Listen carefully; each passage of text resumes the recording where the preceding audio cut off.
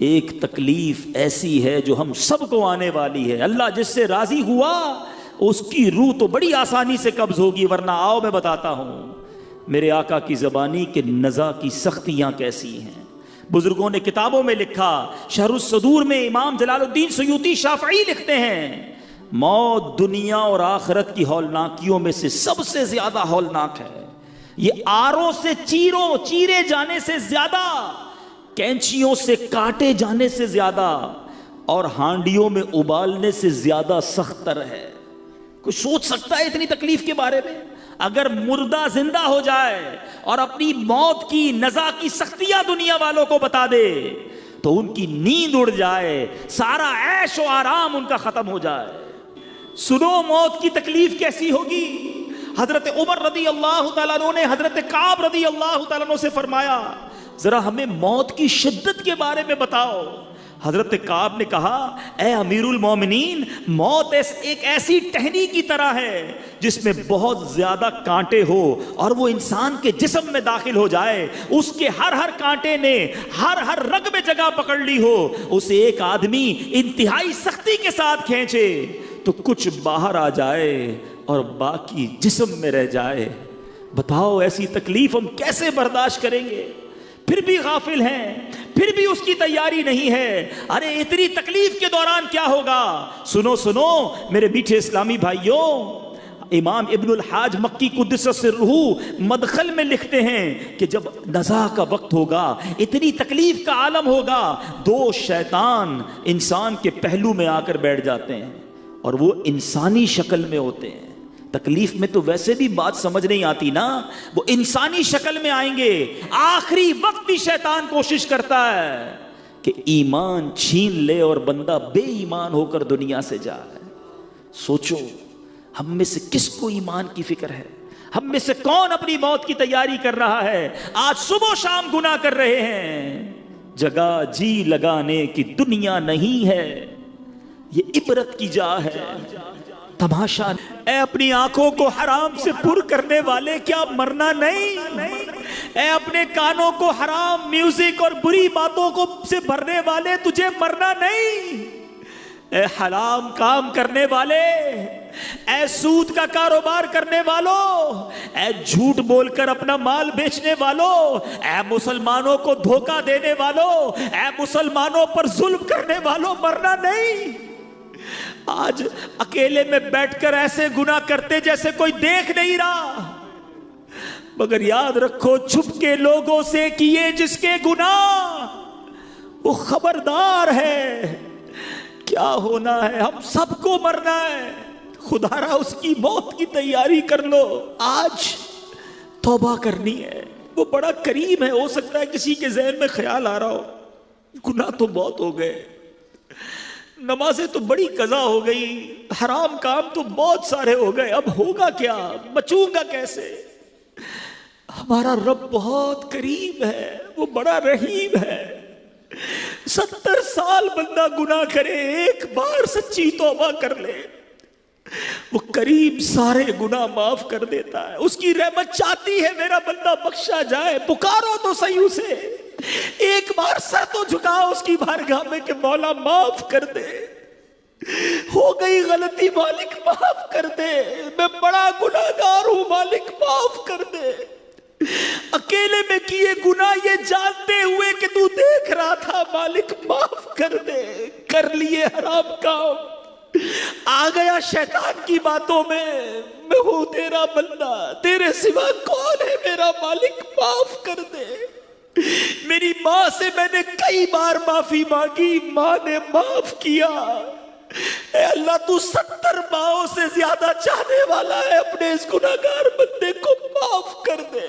خدا کی قسم ایک بار اس کریم کو پکارو تو صحیح، ایک بار سر تو جھکا لو اس کے سامنے، وہ کیسے معاف کرتا ہے. بہت بڑا اہتمام نہیں کرنا پڑتا، ایک بار دیکھو میرا رب شرمندگی کو کیسے قبول کرتا ہے. حضرت عمر رضی اللہ تعالیٰ عنہ ایک بار کہیں جا رہے تھے، ایک شخص کے ہاتھ میں شراب کی بوتل تھی. حضرت عمر نے اس کو پکڑا، کہا بتاؤ کیا ہے. حضرت عمر کی عدالت آپ کا جلال، آپ کے فیصلوں کی ہیبت تھی۔ وہ شخص کہا آج تو مارے گئے۔ ہاتھ میں شراب کی بوتل ہے، حضرت عمر سامنے کھڑے ہیں۔ اس شرابی نے کیا کیا سنو، کہ ہاتھ نہیں اٹھائے، سجدے میں نہیں گیا، کھڑے کھڑے اپنے قریب کو پکارا، پکارا بھی نہیں، دل میں عرض کی مالک آج بچا لے، اے اللہ آج عمر کے سامنے ذلیل ہونے سے بچا لے، مالک اب شراب نہیں پیوں گا، بس آج میں ذلیل نہ ہو جاؤں۔ سنو کتنی دیر لگی، سیکنڈز بھی نہیں لگے ہوں گے، دل ہی دل میں سچی توبہ کی۔ حضرت عمر نے کہا بتاؤ ہاتھ میں کیا ہے؟ شرابی کہتا ہے اس میں سرکہ ہے۔ حضرت عمر کہتے دکھاؤ۔ شرم لایا تھا نا، توبہ کی تھی نا، اللہ کو پکارا تھا نا، یہ بوتل نکال کر دیتا ہے اللہ کریم۔ وہ عیب چھپانے والے مالک نے اس شراب کو سرکے میں تبدیل کر دیا۔ دنیا میں کسی کو میرا عیب پتا چلے نا، لوگ انتظار میں بیٹھے ہوتے ہیں، پتا چلے اس کا کوئی عیب میں دنیا کو بتاؤں، میسج کروں۔ سوچو میرے قریب کو میرے کتنے عیب پتا ہے، مگر وہ پھر بھی پردے ڈال رہا ہے، پھر بھی لوگوں میں عزت ہے۔ ارے ایسا عیب چھپانے والا مالک ملا ہے، اس کو ناراض کرتے ہو، اس سے دوستی نہیں کرتے، اس کے آگے سر نہیں جھکاتے، کیوں شیطان کے کاموں میں اور شیطان کی باتوں میں لگ جاتے ہو؟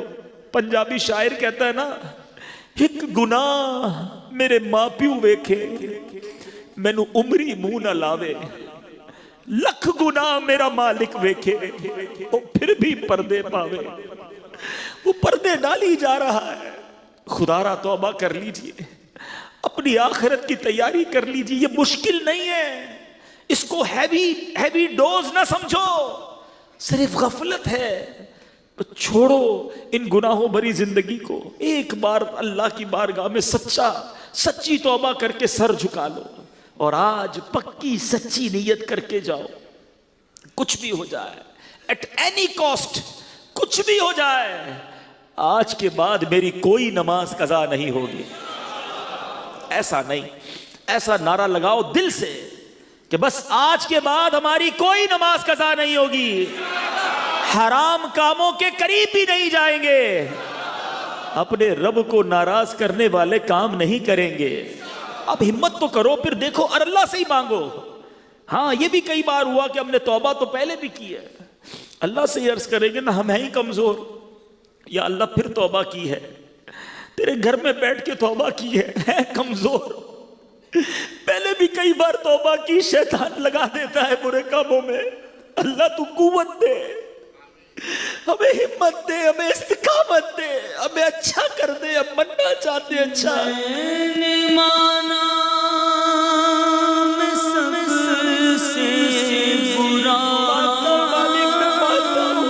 سے برا ہوں، پر میں سدھرنا خدا چاہتا ہوں، میں سدھرنا خدا چاہتا ہوں، عفو جرم و قصور و خطا کی میرے مولا تو خیرات دے دے۔ عبرت لینی چاہیے۔ میں اپنی عبرت بتاؤں، آج تک کسی قبر پر میرا نام نہیں آیا تھا۔ میں کل اپنی والدہ کی قبر پر گیا، میں نے دیکھا والدہ کا نام تو لکھا تھا، ساتھ میرا بھی نام لکھا تھا۔ وہ دن آ گیا نا کہ کسی قبر پر نام آ گیا۔ اب تھوڑے دنوں کے بعد کوئی ایسی قبر بھی ہوگی جس پر ہمارا نام لکھا ہوگا۔ کیوں عبرت نہیں پکڑتے کہ سارا کر و فر، یہ ساری جائیداد، یہ سارا نام، یہ ساری شہرت سب رہ جائے گی، ہم اکیلے قبر میں پہنچ جائیں گے۔ اگر اللہ ناراض ہوا تو مارے جائیں گے میرے میٹھے اسلامی بھائیوں، مارے جائیں گے۔ نہ کرو برے کام، کر لو توبہ، رب کی رحمت بہت بڑی ہے۔ آج سچی پکی توبہ کرنی ہے اور اللہ کو ناراض کرنے والا کام نہیں کریں گے۔ یہ توبہ پر استقامت جو ہے نا پتہ ہی کیوں نہیں ملتی۔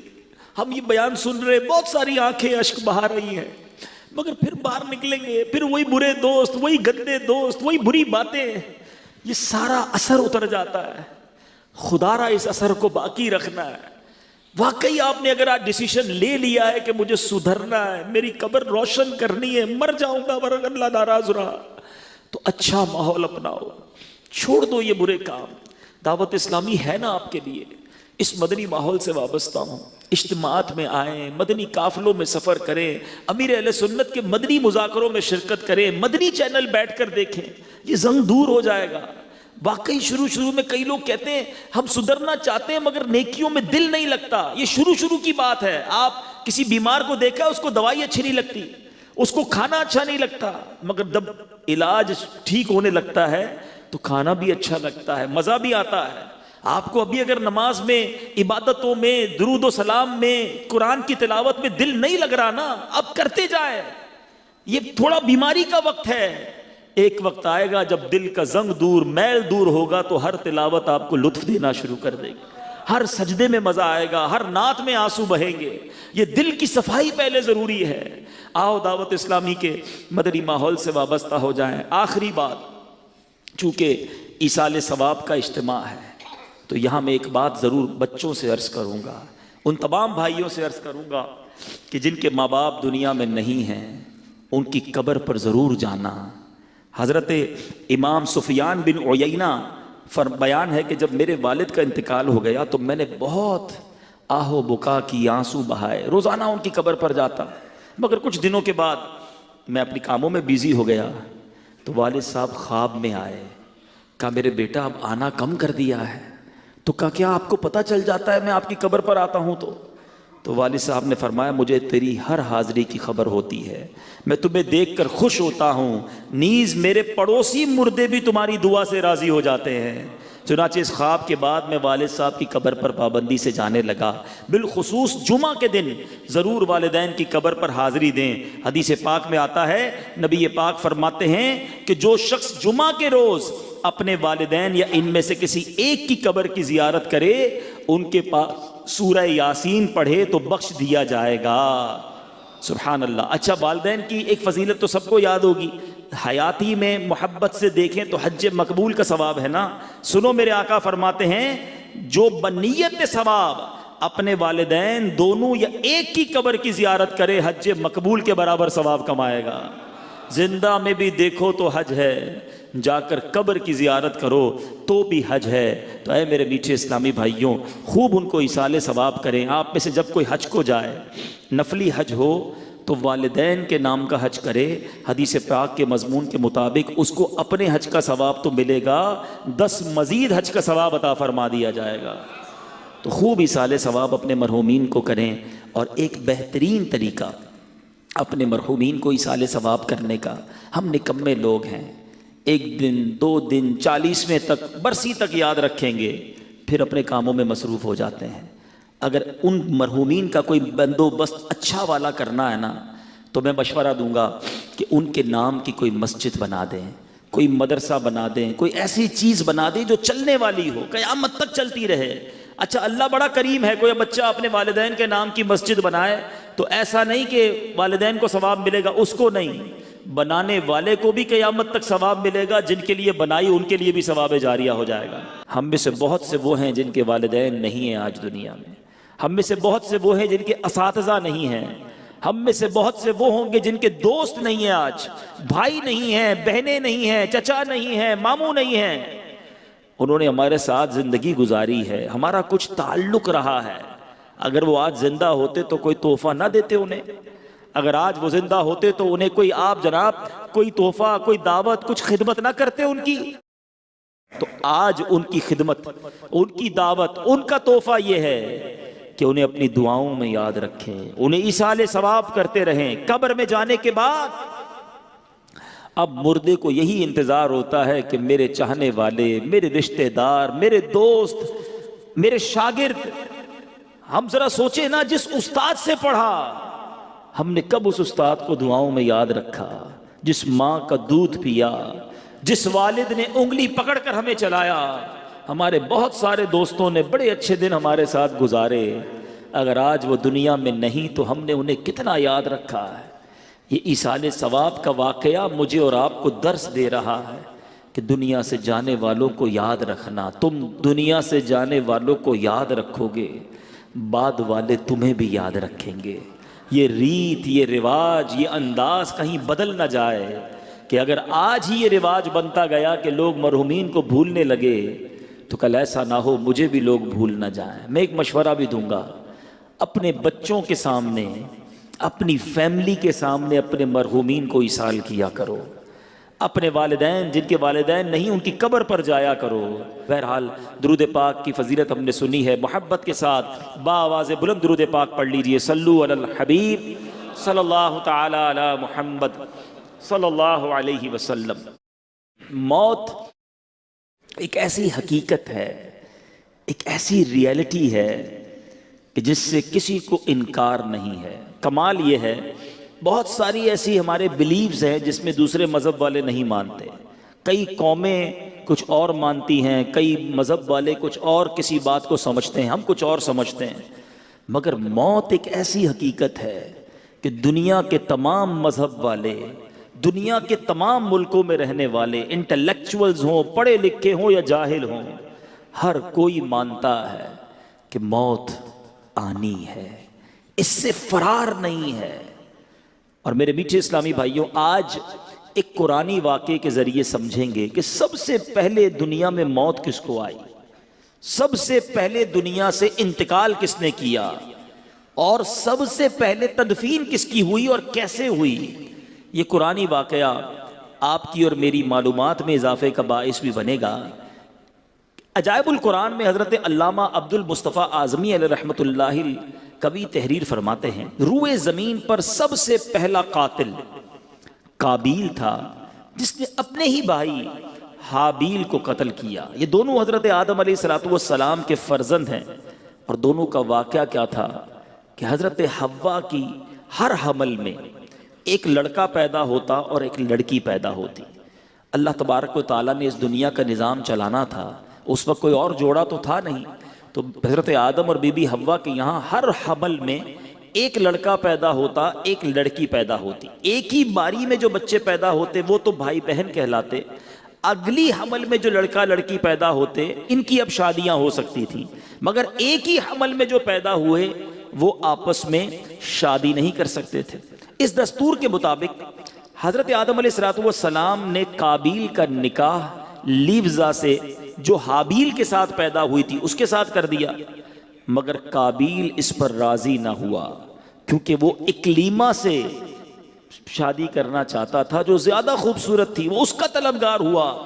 حضرت آدم علیہ السلام نے بڑا سمجھایا کہ وہ تیرے ساتھ پیدا ہوئی ہے، وہ تیری بہن ہے، تو اس کے ساتھ نکاح نہیں کر سکتا۔ اب وہ نہ مانا، ضد کرنے لگا، یعنی پہلا گناہ بھی زمین پر ہوا تو وہ حسد ہوا ہے، بھائی کو بھائی سے حسد ہو گیا نا، یہ بھی سمجھنے والی بات ہے۔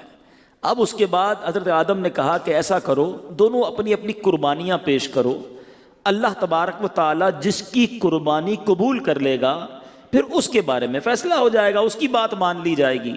اللہ کی شان دیکھو، یہ نبی پاک کی امت پر رب کا احسان ہے، آج میں اور آپ قربانی کرتے ہیں، صدقہ دیتے ہیں، ہم خود بھی کھاتے ہیں، دوسروں کو بھی کھلاتے ہیں، ہمارا صدقہ ہمارے ہاتھ میں ہی رہتا ہے۔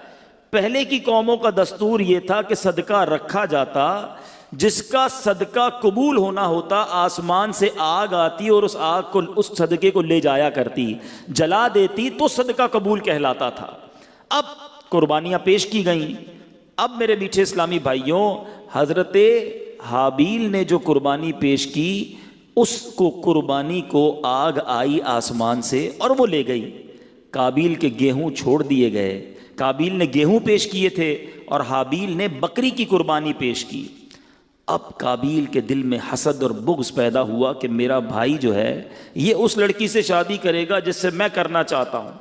دوسری بات پتہ چلی کہ کائنات میں پہلی لڑائی، پہلا جھگڑا، پہلا حسد ہونے کی وجہ بھی عورت تھی۔ یہ عورت کے فتنے سے اللہ مجھے اور آپ کو محفوظ فرمائے۔ اپنی آنکھوں کی حفاظت کیجئے، اپنے معاملات کو درست کیجئے۔ انسان پہلے کہتا ہے نہیں جناب میں تو بڑا نارمل ہوں، آپس میں رشتہ دار ہیں، لیکن ایک وقت ایسا آتا ہے کہ انسان کی آنکھوں پر جب نفسانی خواہشات کی پٹی آتی ہے، اب بھائی بھائی کو قتل کرنے کے لیے تیار ہو جاتا ہے۔ اب قابیل نے کیا کیا؟ قابیل نے حابیل کو قتل کر دیا، مگر اس سے پہلے تو کوئی مرا ہی نہیں تھا نا۔ وہ سوچتا رہا کہ اب میں لاش کا کروں کیا، کئی دنوں تک کاندھے پر اٹھائے لاش گھومتا رہا، تدفین تو ہوئی نہیں تھی نا، مرا ہی کوئی نہیں تھا دنیا میں، تو پتہ ہی نہیں تھا پروسیجر کیا ہے، مرنے کے بعد مردے کے ساتھ کرنا کیا ہے۔ اب اللہ تعالیٰ نے دیکھیں کیسا ایک حکمت کا نظام بنایا کہ قابیل کے سامنے ایک ایسا منظر آیا کہ دو کوے آپس میں لڑ پڑے، ایک کوے نے دوسرے کوے کو مار دیا۔ اب اس نے کیا کیا، اپنے پنجوں سے زمین کریدی اور پہلے کوے کی لاش اس میں دفن کر دی۔ گویا یہ پیغام دیا گیا، بتایا گیا کہ مردہ دفنانا ایسے ہے۔ تو اب قابیل نے حابیل کو دفنایا اور ان کو یوں سمجھیے کہ زمین میں ان کی تدفین ہوئی۔ تو اے میرے میٹھے اسلامی بھائیوں، پہلا قتل قابیل نے کیا، پہلا جرم حسد تھا، کس بنا پر ہوا یہ بھی آپ نے سنا، اور پہلی تدفین بھی حابیل کی ہوئی۔ اب آئیے تدفین کی بات کرتے ہیں۔ شریعت میں تدفین کا حکم کیا ہے؟ یاد رکھیے مسلمان کی تجہیز و تکفین یہ فرض کفایہ ہے، یعنی سب پر فرض ہے، لیکن اگر کچھ لوگ مل کر ادا کر دیں تو یہ سب پر سے یہ فرض جو ہے یہ ادا ہو جائے گا، اور سبحان اللہ یہ وہ نیکی ہے، لوگ عموماً اس سے کتراتے ہیں۔ یہ وہ کام ہے، یہ وہ اجر ہے کہ نبی پاک علیہ الصلوۃ والسلام نے ارشاد فرمایا جو کسی میت کو نہلائے، کفن پہنائے، خوشبو لگائے، جنازہ اٹھائے اور نماز پڑھے، اور جو ناقص بات، بعض اوقات غسل کے دوران کوئی ایسی بات سامنے آتی ہے جو بتانے والی نہیں ہوتی، آقا فرماتے وہ ناقص بات اسے چھپا دے تو وہ گناہوں سے ایسا پاک ہو جاتا ہے جیسے پیدائش کے دن ہوا تھا۔ یعنی کتنی بڑی نیکی ہے، خوش نصیب ہیں وہ اسلامی بھائی، وہ اسلامی بہنیں جو اپنے آپ کو پیش کرتے ہیں اس نیکی کے لیے۔ لوگ کتراتے ہیں، یہ کام سیکھنا چاہیے اور اس پر عمل کرنا چاہیے۔ حضرت سیدنا جابر رضی اللہ تعالیٰ عنہ سے روایت ہے، تاجدار رسالت مخزن جود و سخاوت صلی اللہ تعالیٰ علیہ وسلم نے فرمایا جو جنازے کے ساتھ چلا اور تدفین تک ساتھ رہا، اللہ عز و جل اس کے لیے 3 قیرات ثواب لکھے گا، جن میں سے ہر قیرات جبل احد سے بڑا ہوگا۔ یعنی جنازے کے ساتھ جانا، تدفین ساتھ رہنا، یہ کتنی بڑی نیکی ہے۔ اور سنو، کفن پہنانا کتنا پسندیدہ عمل ہے۔ نبی پاک علیہ الصلوۃ والسلام نے فرمایا جس نے کسی میت کو کفنایا یعنی کفن پہنایا تو اللہ عز و جل اسے سندس کا لباس یعنی جنت کا انتہائی قیمتی ریشمی لباس پہنائے گا۔ سبحان اللہ، سبحان اللہ۔ اے میرے میٹھے اسلامی بھائیوں، خوش نصیب ہیں وہ اسلامی بھائی جو ان نیکی کے کاموں میں آگے بڑھتے ہیں۔ اللہ سلامت رکھے دعوت اسلامی والوں کو۔ دعوت اسلامی نے تو باقاعدہ ایک شعبہ بنا دیا ہے، مجلس تجہیز و تکفین، جس میں اسلامی بھائیوں کو، اسلامی بہنوں کو باقاعدہ کورس کروایا جاتا ہے کہ آپ اس نیکی میں آگے بڑھیں اور یہ برکتیں لوٹ لیں۔ ہمیں بھی چاہیے، ویسے غور کرنے کی بات ہے کہ ہمارے گھر میں جنازہ نہیں ہوا تو ہونا ہے۔